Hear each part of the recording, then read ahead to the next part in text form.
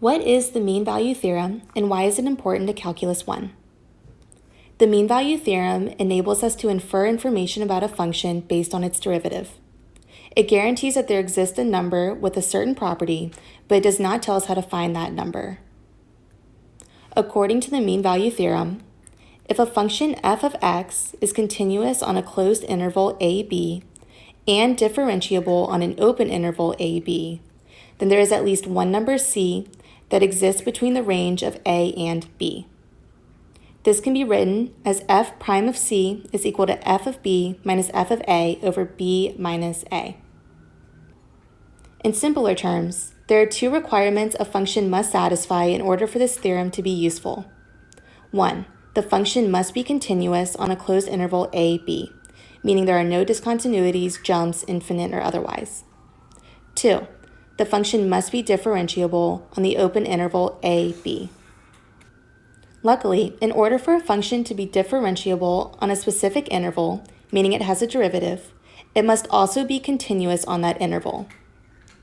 Keep in mind that this is a one-way relationship, and not all continuous functions are also differentiable.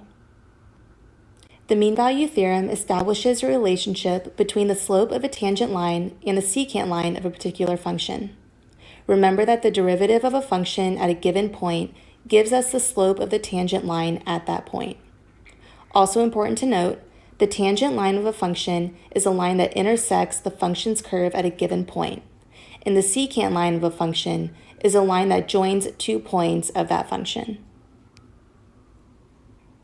The mean value theorem states that there must be a point C between A and B where the slope of the tangent line is the same as the slope of the secant line from point A to point B. Another way to visualize this is where the secant line and tangent line would be parallel.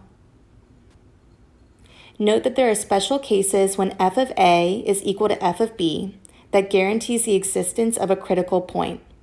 The critical point is when f prime of c is equal to 0 on the interval a, b. This special case is known as Rolle's theorem. Now let's move on to some examples. For our first example, we need to find all the values for the function f of x equals x squared minus 5 at the point 0, 5. To start, we can define the values of a and b as a equals 0 and b equals 5. Looking at this function on a graph, we can see that the function will be a parabola and will start at -5 on the y-axis. We first need to determine that f of x satisfies the two conditions of the mean value theorem. It's both continuous on the closed interval 0, 5 and differentiable on the open interval 0, 5. Now we can find the first derivative of the function f of x equals x squared minus 5, which will be f prime of x equals 2x. To find point C, we can use the formula of the mean value theorem that's f prime of c equals f of b minus f of a over b minus a, and plug in the values for a and b that we just found. That'll give us f prime of c equals 20 minus -5 over 5 minus 0, which will then give us f prime of c equals 5. Now, as we know, f prime of x is equal to f prime of c, so that means that 2x is equal to 5. And now all we have to do is solve for x. So that means that x will be equal to 2.5, and that'll give us our answer of c is equal to 2.5. Now let's illustrate the mean value theorem with another example. Suppose that f of 2 equals 6 and f prime of x is less than or equal to 3 for all values of x. How large can f of 5 be? Suppose that we know the value f of 2 equals 6 and we know the derivative of the function f prime of x is less than or equal to 3 for all values of x.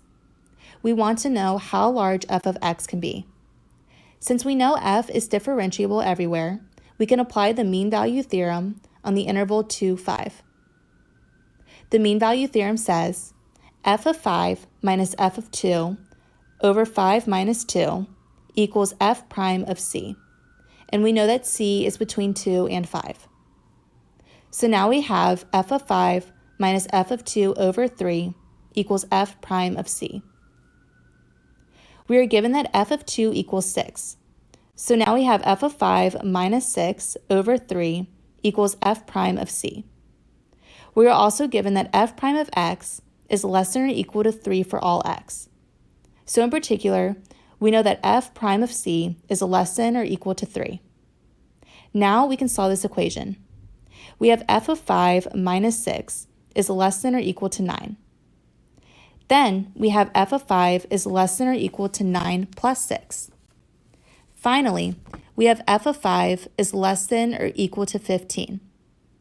And this gives us our answer that the largest possible value for f of 5 is 15. I hope you guys enjoyed this video and found it helpful in explaining what the mean value theorem is.